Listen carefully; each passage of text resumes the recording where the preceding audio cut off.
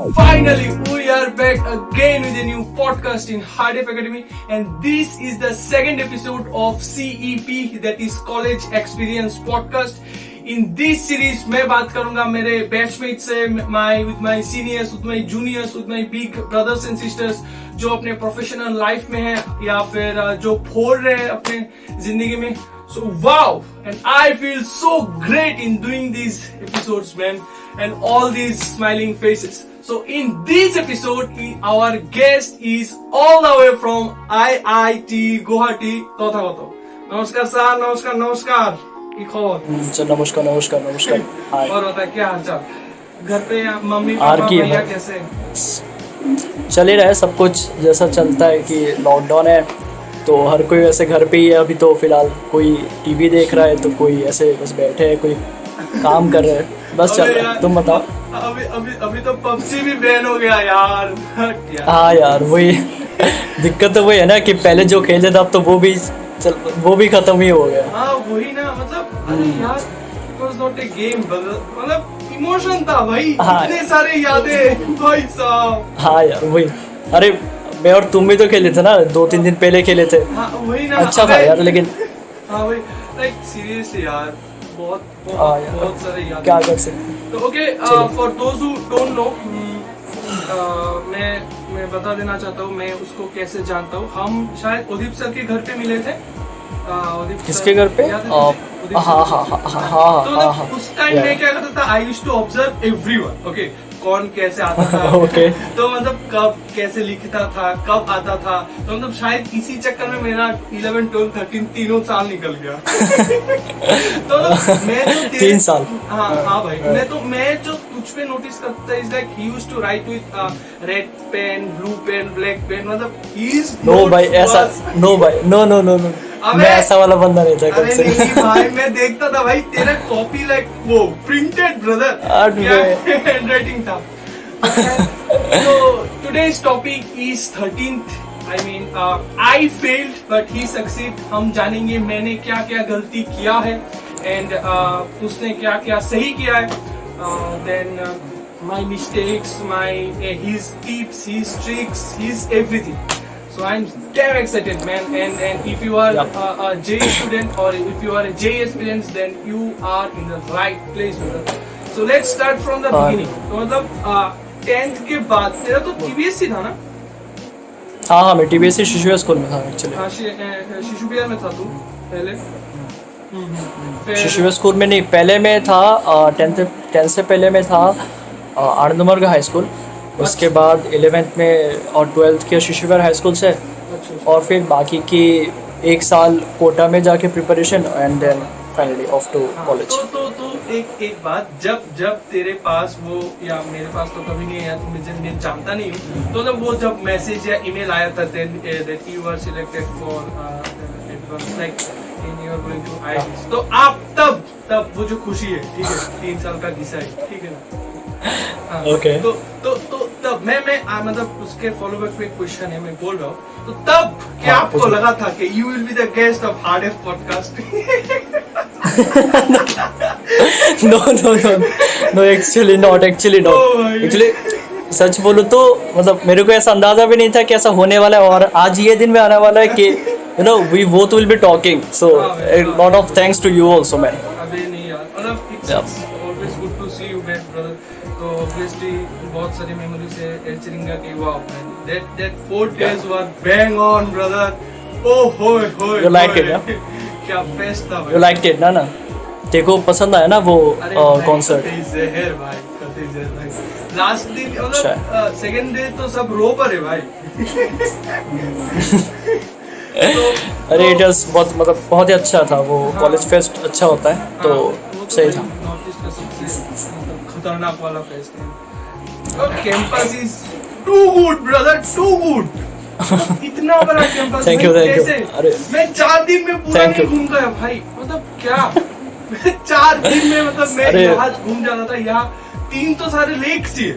ओ भाई बहुत बड़ा है मतलब ऐसा कुछ.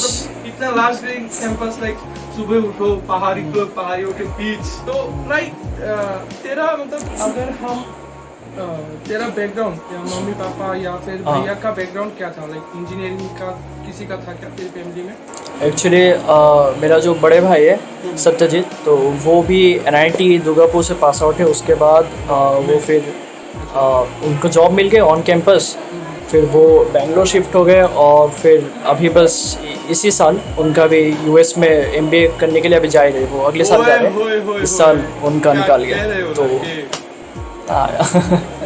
तो मतलब हाँ। वो भी मतलब जा ही रहे, अगले साल जा रहे हैं। अभी बस ये कोरोना की वजह से, वरना वो इसी साल चले जाते हैं, वरना तो या फिर अगले साल ही जा रहे हैं वैसे। अमेजिंग, मतलब अमेजिंग। तो मतलब हाँ, तो तेरा तो फिर मतलब किसका डिसीजन था कि मतलब बहुत लोग 10th के बाद, तो भैया का भी शायद वो एक्सपीरियंस रहा होगा, तो बहुत लोग ऐसे करते हैं कि 10th के बाद CBSE में शिफ्ट हो जाते हैं, है ना? तो मतलब तो सबका मतलब, लेकिन तू TBSE में आया, तो इसका इस चीज का डिसीजन किसका था? लाइक और जो भी सारे JEE या नीट देने वाले, तो सबका प्रेफर करते हैं हम CBSE में चले जाएंगे। ठीक है, हाँ समझ गया, मैं समझ गया। मतलब पॉइंट ये था कि मतलब मेरा जो बड़े भाई था वो भी शिशुविहार स्कूल से था, तो उनसे मेरे को फीडबैक मिला कि उस स्कूल के बारे में, उन स्कूल के एनवायरनमेंट कैसे है, फिर मतलब वहाँ के टीचर्स कैसे है, और बाकी जैसे मतलब पढ़ाई कैसे होती है, सब लोग कैसे, किस फोकस पे सब लोग काम करते हैं, तो वो चीज़ मेरे को भाई से पता चला। अच्छा। तो उसी कारण मैंने फिर ये शिशुविहार स्कूल ज्वाइन किया था। और CBSE ना करने का कारण ये था कि मेरे को ऐसा कुछ पसंद नहीं थे CBSE के स्कूल जो भी अगरतला में है, मतलब ऐसे बाकी मतलब I don't mean to offend other schools, but ऐसा था कि आई डोंट लाइक दोस, ठीक है ना, but I like Shishuvihar more I mean than others. तो दैट वाज द रीज़न कि मैंने शिशुविहार ज्वाइन किया, और बस यही था। लगभग भैया ने बोला कि भाई, मतलब क्योंकि भैया भी पास आउट थे शिशुविहार से, तो इसीलिए तूने शिशुविहार में ज्वाइन किया ना? हाँ। और एक और बात थी कि वो 10th तक मतलब TBSE थे, तो 1-2 साल के लिए और क्या ही CBSE, मतलब चलो ठीक ही है, अल्टीमेटली तो गोल तो कुछ और ही है। अगर हम पहले से स्टार्ट करें, तो तेरा फेवरेट सब्जेक्ट या किस पे ज़्यादा फोकस रहता था तेरा 11th-12th? चलो, to be honestly saying, up to 12th mathematics सबसे मतलब फेवरेट सब्जेक्ट था। उसमें स्कोरिंग भी बहुत मेरे लिए आसान था, मैथमेटिक्स। उसके बाद chemistry, then after I think physics. But जब कोटा में गया, लेकिन जब कोटा में गया तो फिर वहाँ पे जाके मेरे को फिज़िक्स से ज़्यादा लगाव होने लगा, और केमिस्ट्री से बहुत ज़्यादा। तो वहाँ पे जाने के बाद तो फिर अलग ही सीन हो गया कि फिज़िक्स में अच्छे मार्क्स आ गए, फिर केमिस्ट्री और मैथ सबसे गंदा चला गया वहाँ पे। हाँ, लेकिन एक होता है कि जब बाहर जाते होता है, क्योंकि एडवांस में सबसे ज़्यादा टफ शायद मैथ से होता है।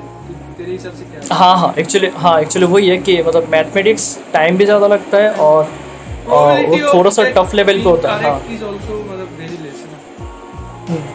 एक सेटिस्फेक्शन नहीं मिलता एक करने के बाद। हाँ, और वही है, but still mathematics is also good. But ऐसा होता है कि फिजिक्स और केमिस्ट्री के मुकाबले mathematics is little bit on the toughest side, but physics आसान होता है अगर तुम समझ जाओ चीज़ें, तो फिर उसके बाद और क्या है।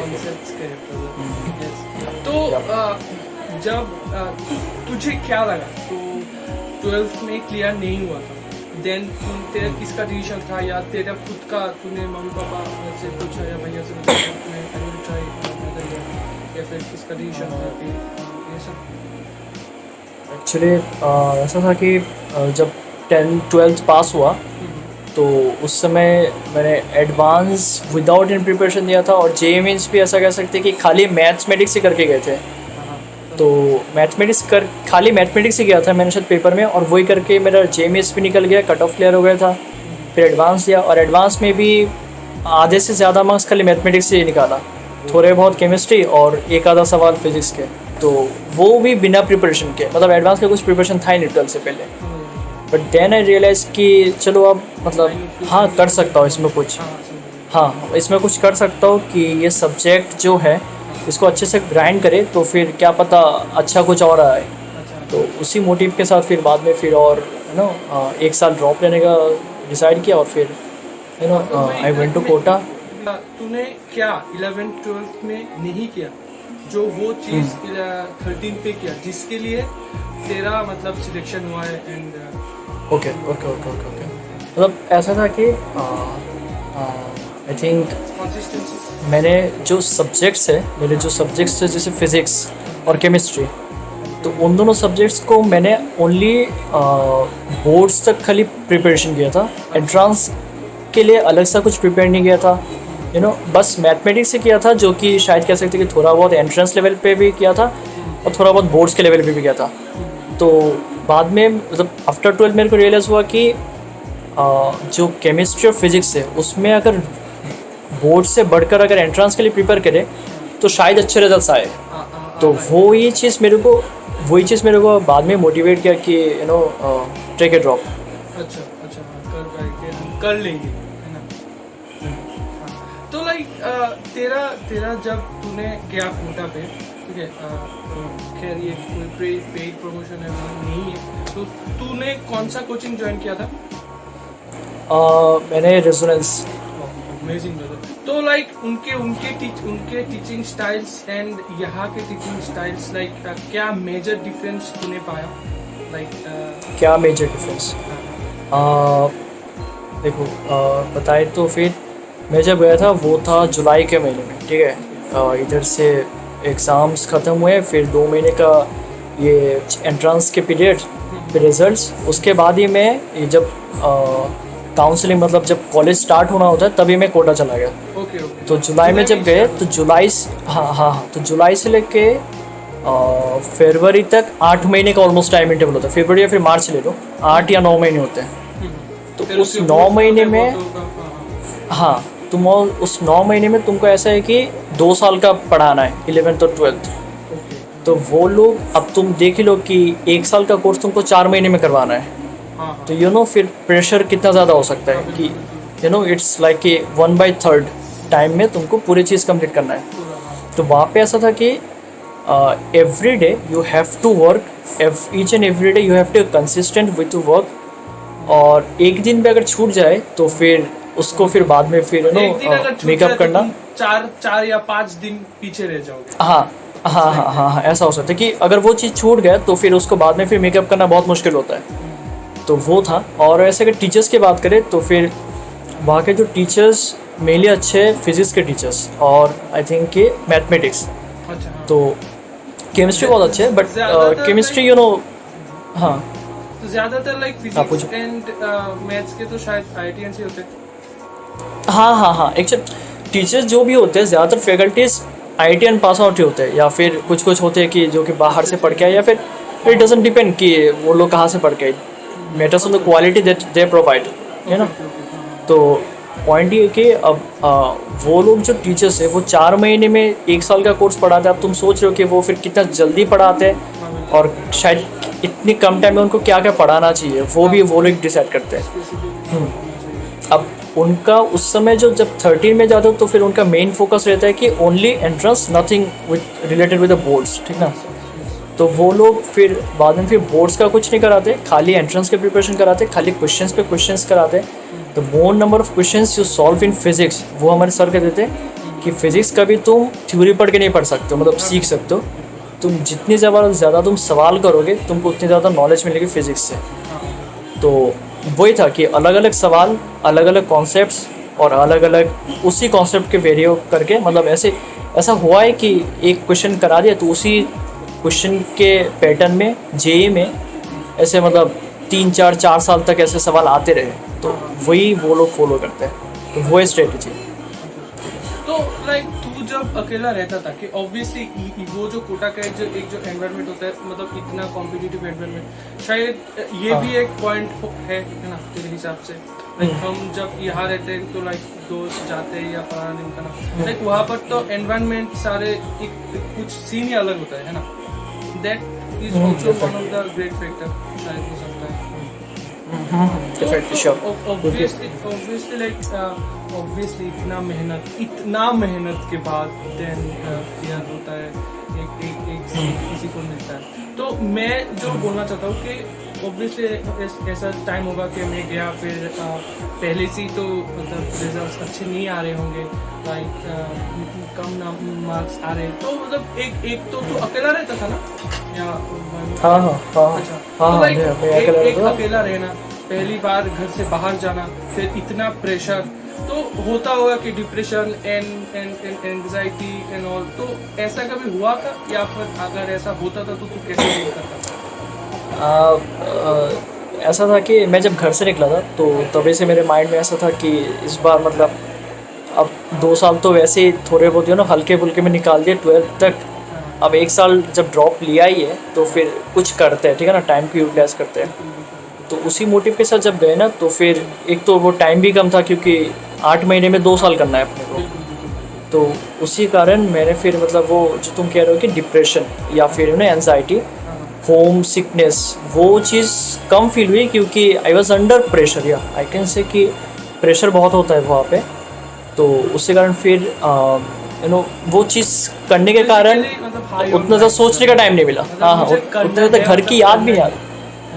हाँ हाँ, घर की याद कम ही आई, लेकिन डिप्रेशन मतलब ऐसा डिप्रेशन नहीं, लेकिन थोड़ा बहुत सैडनेस हो जाता कभी कभार जब ऐसे वीकली या फिर मंथली टेस्ट होते थे, तो टेस्ट में अगर अच्छे रिजल्ट्स ना आए तो फिर उस समय थोड़ा बहुत बहुत बुरा लगता था कि यार क्या कर रहे हैं, मतलब ऐसे माँ बाप के पैसे भी इधर वेस्ट कर रहे हैं, मार्क्स भी नहीं आ रहे, 1 साल का ड्रॉप भी लिया है। तो वो वाली फीलिंग आती थी क्योंकि उस समय अकेले भी थे, और ऐसा खाली मैं नहीं, जितने भी लोग वहाँ पे जाते हैं तो सभी के साथ सेम फील होता है, सभी के साथ सेम फील होता है। बट स्टिल मतलब तू करता रहा देन। हाँ, तो उसके बाद आता है एनसीईआरटी, है ना?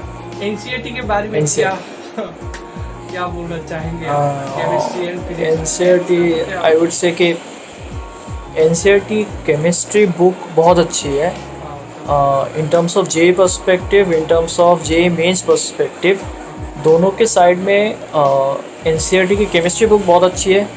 मैथमेटिक्स के लिए NCERT is not that much useful किसी के लिए भी, मतलब ना ही मेंस के लिए ना ही उसके लिए। और फिज़िक्स तो बिल्कुल भी नहीं, फिज़िक्स मैंने कभी छुआ भी नहीं। कोटा में जाने के बाद खाली मैंने एनसीईआरटी केमिस्ट्री बुक छुआ है, उसमें भी खाली इनऑर्गेनिक केमिस्ट्री बहुत अच्छे से और ऑर्गेनिक्स। तो वो चीज़ वही एनसीईआरटी अच्छी है। अगर एंट्रेंस के मामले में अगर पूछे तो फिर NCERT chemistry book is a good choice, वो अच्छा बुक है।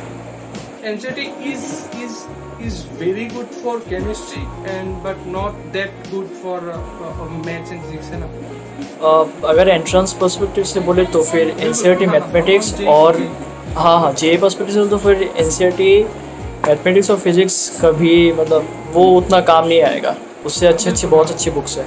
बट केमिस्ट्री इनऑर्गेनिक अच्छी बुक है, उससे सवाल आते हैं, वो भी जे मीन्स में, तो वो बुक बहुत अच्छी है। और जे एडवांस में भी उससे मतलब ऐसे सवाल आए उसी बुक से, इनऑर्गेनिक केमिस्ट्री और इनऑर्गेनिक से। तो बस खाली आई वुड रिकमेंड कि आई वुड रिकमेंड कि खाली ओनली एनसीईआरटी केमिस्ट्री अगर जे पर्सपेक्टिव से लो तो फिर there is a good book. या तो इससे भी मतलब मैं अगर बोलूँ कि तू अपने 13th में सिर्फ क्या वो कोचिंग के मटेरियल्स सॉल्व करता था या बाकी कुछ बुक्स एंड ऑल प्रेफर करता था? इसीलिए लाइक हाँ, समझ गया मैं। ऐसा है कि क्योंकि इतना टाइम ही इतना कम है ना, तो फिर वो लोग हाँ उनका मटेरियल्स ही तो शायद ऐसे स्ट्रक्चर्ड होता है कि आपको इतना स्पेसिफाई इतना कुछ। हाँ, उनका जो ड्रॉपर जो होते हैं उनके लिए जो मटेरियल होता है वो अलग सा होता है, तो वो उसी मटेरियल में ज़्यादातर चीज़ें कवर कर लेते ताकि वो चीज़ें 8 से 9 महीने में कवर अप हो जाए। तो वो सब करने के बाद उतना टाइम अगर निकल जाता है तब जाके फिर इससे भी छूता था, या फिर कभी कभी डीसी पांडे के कॉन्सेप्ट्स या फिर एक आधा इम्पोर्टेंट सवाल वो कर लेते थे। बट मेनली उनके जो मटेरियल्स और उनके जो क्लास के नोट्स वो अच्छे से देखना बहुत इम्पोर्टेंट था मेरे लिए। अच्छा, तो एक वो जो होता है प्रीवियस ईयर के क्वेश्चंस क्या तेरे उसमें था या? हाँ, वो उसी में था। उसी के जो एक्सरसाइज होते हैं एक्सरसाइज के 3rd पार्ट में सेक्शन सी में उसके प्रीवियस ईयर्स के जे मीन्स और जे एडवांस के सवाल होते थे। तो प्रीवियस ईयर के लाइक आपको बहुत ही ज़्यादा इम्पोर्टेंट है। यस, बहुत ज़्यादा इम्पोर्टेंट है ना? Definitely. तो लाइक उसके बाद हुआ खत्म अपना जेई, तो फिर आते हो आप कॉलेज, ठीक है। हाँ तो हाँ। Like first day expectation versus reality, क्या क्या हुआ पहला दिन पहला दिन याद है तुझे? पहला दिन? 5 जुलाई। पहला दिन जब गया ऐसा था कि कभी ऐसा सोचा नहीं था कि अभी ऐसे मतलब इतने अच्छे कॉलेज में जाएंगे। तो जब गया फिर उसके बाद फिर हाँ, तो जाने के बाद फिर ऐसा था कि थोड़ी बहुत घबराहट सी होने लगती है कि यार नया शहर है। मतलब अपने एक ड्रीम कॉलेज भी मिल गया, उसकी भी बहुत खुशी थी, लेकिन सारे जितने भी लोग देख रहे हो आसपास सब नए हैं। You will B living in this campus for the next 4 years but apart from your home. तो वो एक अलग मतलब मेंटेलिटी, एक माइंडसेट था। बट जब गया तो फिर वहाँ पे जाने के बाद तो फिर मतलब अलग ही सीन था कि कैंपस इतना खूबसूरत है, वहाँ के जब नए नए अच्छे अच्छे दोस्त बने तो वो चीज़ अच्छी एक्सपीरियंस। और वहाँ के सीनियर्स भी बहुत अच्छे होते हैं कि सीनियर्स के साथ हमारा इंटरेक्शन हालांकि 3 महीने तक अलाउड नहीं था कि रैगिंग के कारण, कि ताकि कोई रैगिंग ना हो। बट 3 महीने के बाद you can freely interact with the seniors. Still we could somehow talk to the seniors, but that was good. Okay, they help in every aspect, है ना? वो लोग like Sorry, आपको line नहीं आ रही। they help in you every aspect। आपको suggest करता है यहाँ जाओ, इतने सारे तो डिपार्टमेंट होंगे, इतने सारे तो लाइक क्लब्स होंगे, डांस क्लब हो गया, ये क्लब हो गया, वो क्लब हो गया, सब गाइड करते हैं, है ना?